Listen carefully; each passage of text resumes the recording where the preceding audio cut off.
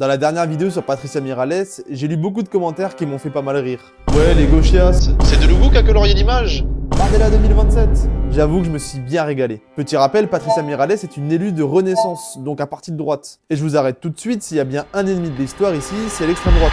Et je sais que je vais me faire des ennemis sur cette vidéo, j'en suis conscient. Notamment grâce à la vidéo qui a pris une ampleur phénoménale et d'ailleurs je vous en remercie. Mais c'est essentiel pour nous, historiens, de remettre les choses à leur place. L'extrême droite instrumentalise l'histoire et la mémoire à des fins nationalistes. Alors je ne dis pas que la gauche est toute rose, Monsieur Cernon de la France Insoumise a lui aussi posté une image générée par RIA avec un casque allemand, c'est absolument inacceptable. Mais on n'est clairement pas dans les mêmes proportions que l'histoire de l'extrême droite.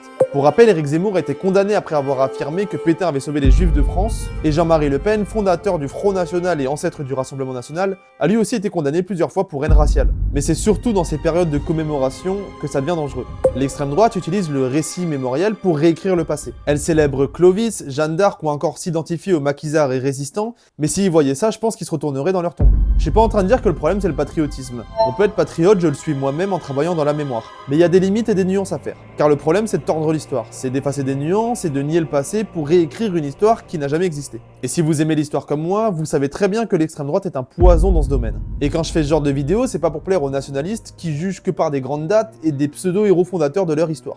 Alors restez vigilants sur l'extrême droite. La haine de l'autre n'a pas sa place dans notre pays, et surtout, tant qu'elle continuera à manipuler l'histoire, elle restera un poison pour notre histoire.